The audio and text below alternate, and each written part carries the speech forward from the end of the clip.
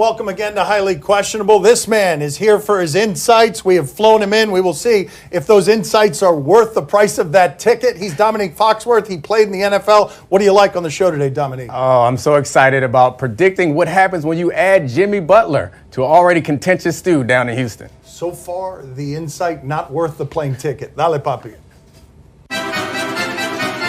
Do you expect the NBA to follow through with the changes they have talked about? Basketball is progressive. You've seen in baseball, they refuse even while their customers are getting injured to put up foul netting that will protect their customers because they hold on to things from the past. And you've seen what's happened in that sport as viewers have gone away and viewers have gotten older and older and its constituency is literally dying. You have basketball saying, no, 82 games is too many. And maybe in a couple of years, what we will do is we'll cut back to 50 plus regular season games, have a mid-season tournament like they do it internationally in soccer and make it more fun and interesting. And furthermore, and this is a place where they're dealing with bodies and they deal with bodies successfully, the physical toll on our players at 82 games might be too much. So we're going to listen to our employees. We're going to stop with this load management stuff and we're going to make the games matter more. Everyone is here for that. Yeah, I like it because normally when you make these type of decisions, that there's a give and a take. There is some loss in decisions like this, but it doesn't seem like there's any loss here because you go from not only giving a potential opportunity for players to be more rested and healthier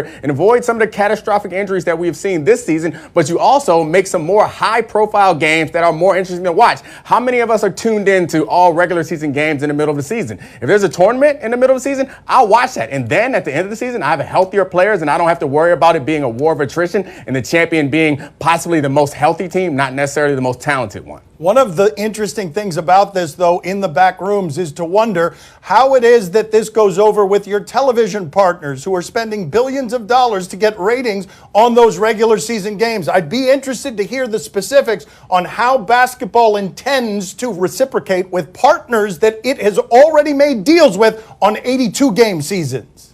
Yeah, but the 82-game seasons is not necessarily what the TV partners are looking for. They're looking for a number of games to be televised. They don't care how long the season is. They care how many high-profile games they get. So you can still somehow give them the same amount of games to televise nationally. That's different from the local markets. The local markets, they'll actually get less games. I'm not sure that big partners like ESPN will, at the end of the day, have less games, high-profile games to televise for people to watch.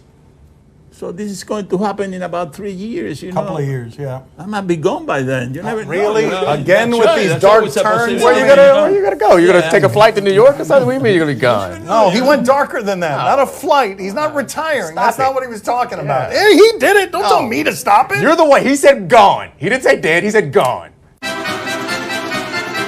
Would Jimmy Butler going to the Rockets make sense for either side? It would if Jimmy Butler has no intention of being with the Sixers and the Sixers aren't going to get anything for having Jimmy Butler. The Rockets are good at attracting superstars. I assume they can figure out a way to get these three guys to play together because more talent is something that D'Antoni can use because maybe they can have a player who would win them a Game 7 instead of going 7 for 44 from 3 at home when they've got Golden State more vulnerable than we've seen Golden State until this year. Yeah, I think the best place from Jimmy Butler's perspective is in Philly. But I think if he goes to Houston, he would be great there because what they need is someone who can close games. As great as Chris Paul and James Harden have been, they haven't been the type of players that have closed games. We've seen Jimmy Butler with the ability to do that. He also is a phenomenal perimeter defender. And there's this added bonus that he likes a little beef too. And it appears that Chris Paul is someone who's always looking for someone to fight with. I've played with players like this where they play better. They're more comfortable when they have some contentious relationship. And as crazy as it seems, having another guy down there to match Chris Paul could free up James Harden to be the James Harden that he wants to be. So I like it as a move. I loved PJ Tucker limping into this discussion by saying, what difference does it make if we all hate each other? And furthermore, I argue with Chris and James Harden more than James Harden and Chris Paul argue. So he's basically saying the tension is even worse than you think it is, but it matters less than you think it does. How should Warriors management feel about Andre Iguodala's book tour? He is saying stuff. He said Mark Jackson has been blackballed. The title of the book, of course, is I Was on the Wrong Side of the Best Defensive Play in the History of the NBA. Here he is on The Breakfast Club. Everyone's feeding stuff in our head when KD coming back, And the fact that it's the finals. That's what I'm saying. Last year happened to me. I missed the last 3 games of the Houston series. It goes to Game 7. We barely get out of that series. And now they're looking at me like, when you coming back? And I had a fractured leg. but it's being put out there like he got a bone bruise. I'm like, no, it's fractured. But I'm fighting with the team. I'm fighting with people. I'm fighting with the media. And then my teammates ask me every day, how you feeling? How you feeling? So with K, he getting it from everywhere too. Like, how you feeling? How you feeling? Not just from, the team, but from family or from, people close to him. This our moment. This our stage. Right. This don't last forever. And what they always say in sports, he was a tough guy. He played through injuries. You're validated as an athlete if you win a championship or how tough you were. Mm-hmm. If you sit out, it's like, he's not tough.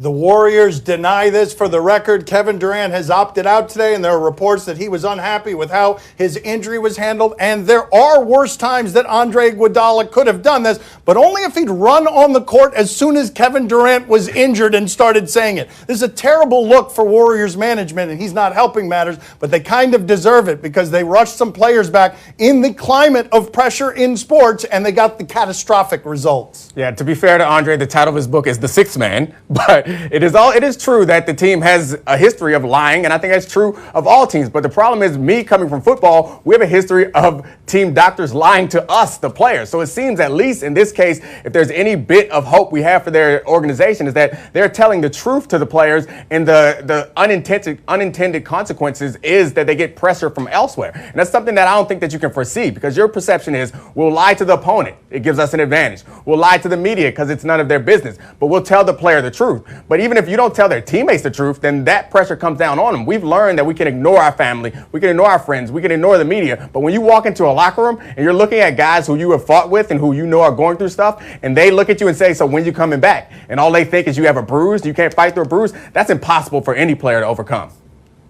I'm waiting for Kevin Durant's book to come out. It's going to be called You Trending Stuff. Straight to the point. I like it. Good book. I'd buy that. I'd buy that. One-page book. Does Masai Ujiri decision? Wait a second. Does Masai Ujiri decision to stay in Toronto make you think Kawhi is staying too? I am stunned that the part of that he got wrong was decision, but he got Masai Ujiri's name right. This is a bit of a surprise in that Washington looked like a suitor here, but what this means, and you can't guess what Kawhi is thinking, you can't guess how much he wants to be back in Los Angeles, but Toronto is doing every last thing possible to ensure that he doesn't play on his third team in 3 years, which nobody wants to do, and making everything possible so that he doesn't become the first free agent to leave after a championship run. He is in a perfect position if he decides to go back to Toronto to be with a general manager who is gutsy enough to trade the most popular player for the Raptors for him, and then got him Marc Gasol and got him pieces that he needed to be successful. Yeah, I think it does mean that Kawhi is likely to stay, because one of those names you mentioned was Marc Gasol, who we all thought might have been finished. And the rest of the guys on that roster are aging guys. I think that this is a bad roster without Kawhi on it. And I think Masai Ujiri recognizes that he is never going to be more popular and never going to be more attractive to suitors. There were reports at some point that the Wizards were going to offer him a percentage of the franchise. So he's never going to get offers like that again. And he knows that this is the time to move on if Kawhi's not coming back. Now, if Kawhi comes back, they can make another run, and then Ujiri again is more popular than any other GM and has a chance to make a move. So I think he's smart enough to know that in this situation, you only come back if you can get that Finals MVP back. The Wizards, they really thought that they could get this guy. They did think that, yeah.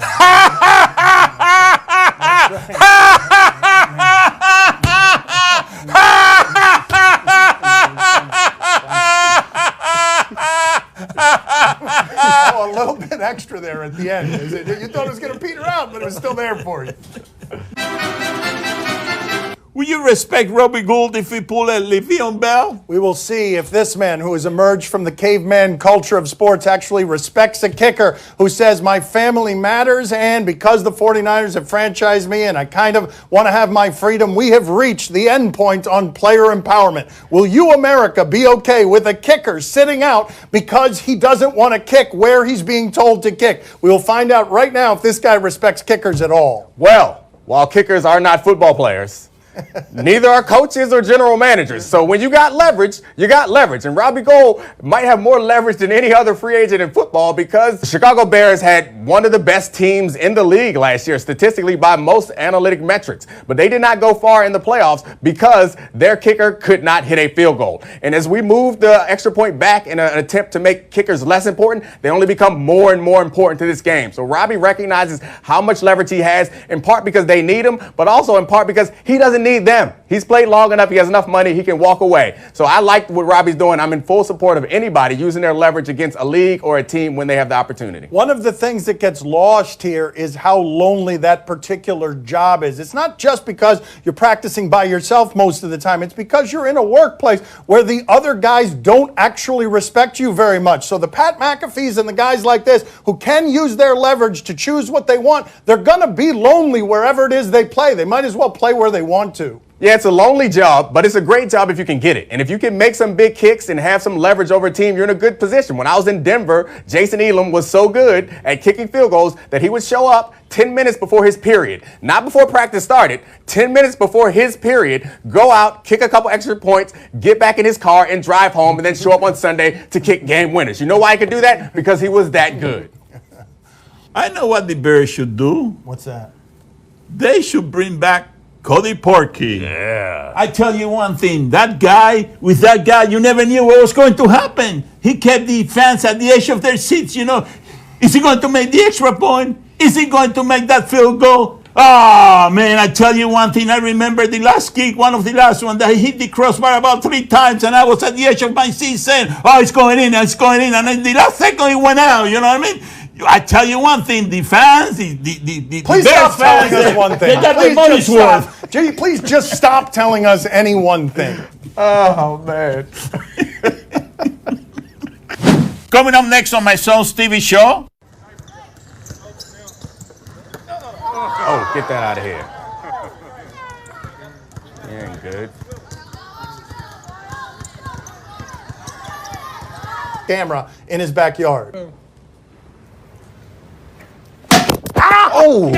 There it is. You knocked the phone right out of my hand. You knocked the phone out of my hand. He hit me in the head. You knocked the phone right out of my hand. Home run? You were like the Lone Ranger. Your bullet knocked that phone right out of my hand. Ohio State has been doing that to him for a couple of seasons now. I mean, I think he should definitely be proud of his son. He's a great batter. But the question is, should his son be proud of his dad? Like, can the Michigan baseball team have one moment to shine without you trying to storm in there and take up all the glory? He's got Just to fall get his back. winning. He's got to get his winning where he can get Fall it. back. Beat Ohio State. Maybe his son will be proud of him then. Can we look at this again? Is Harbaugh seated and pitching in a patio chair? Is that what we have happening here? The laziest pitcher in the world. Ah! You knocked the phone right out of my hand. You knocked the phone out of my That is what's happening there. That is what's happening there. I wish that had happened to me, but every time I threw you a pitch, you swung and missed. swung and Every missed, time. that's right. And then I said, Every can we time. have the You ice never hit cream a ball now? back to me Can we or have the anything. ice cream now? Can we go back to the eating of the ice cream? Do you question if Marcus Smart's celebration was warranted? He heard that Kyrie Irving was leaving his locker room and he celebrated something? Or is this one of those summer camp videos where Marcus is with kids? Is that what we have here? Oh, get that out of here. He ain't good.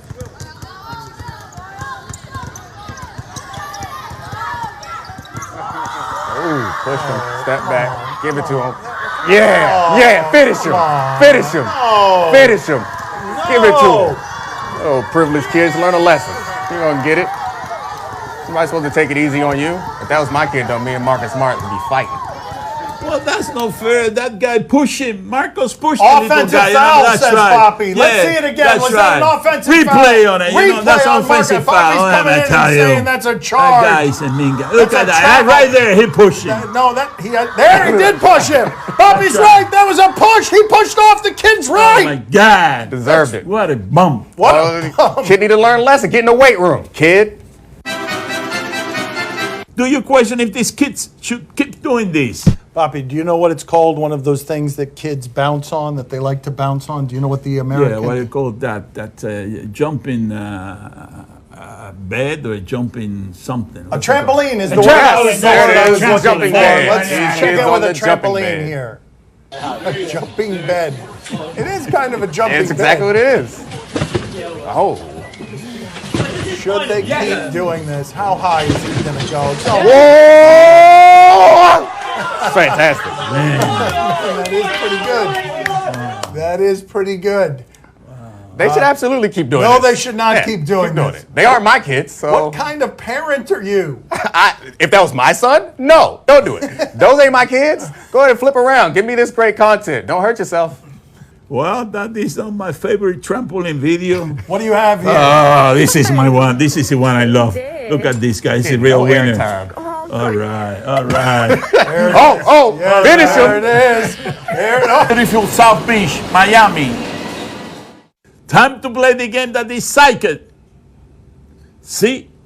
Oh no. Psychic? Yeah, I knew you were going to say that. You tell us what's on television. We tell you if we're intrigued or not. Tonight on ESPN, Game 3 of the College World Series, Michigan and Vanderbilt. Yes, of course, Vanderbilt won yesterday because they've got that giant freshman who's going to be a first-round pick, Kumar Rocker. He threw a no-hitter with 19 strikeouts. What happened last night against Michigan in a do-or-die game for preventing Michigan his from doing season? what It's interesting here, Dominique.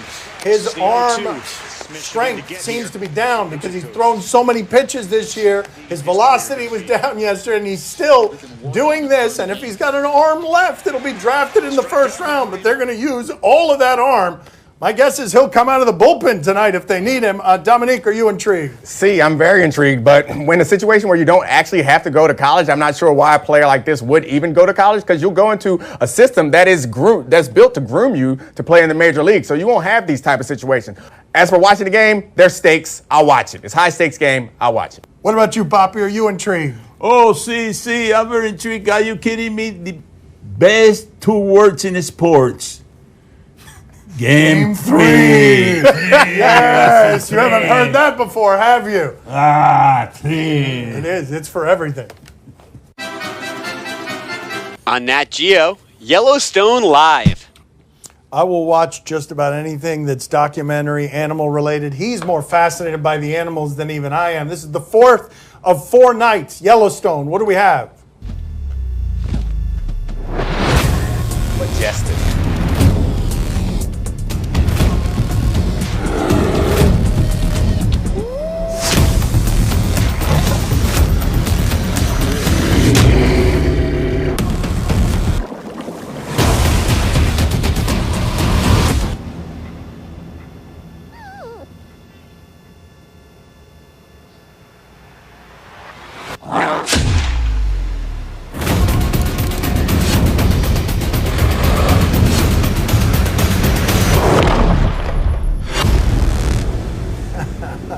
If they didn't have you, they had you on those Rams. They got you on those Rams. Dominique, are you intrigued? See, of course I'm intrigued. I think I get caught up in all the animals from Australia and Galapagos, but we got beautiful ones right here. I'm taking a trip to the Yellowstone immediately. I thought that the geysers didn't deserve to be among the others there. The geysers were a bit minor league. Papi, are you intrigued? Oh, see, I'm very intrigued. They also call me Old Faithful too, you know? They do? I explode after every meal. That's He right. loved that. Look, he couldn't That's get right. the joke That's out. right. He loved that joke so much. See you later, everybody. That's all the time we have for today. Thank you for watching. See you mañana. See you mañana. Speaking about Old Faithful, I gotta go. Wow. Coming down fast.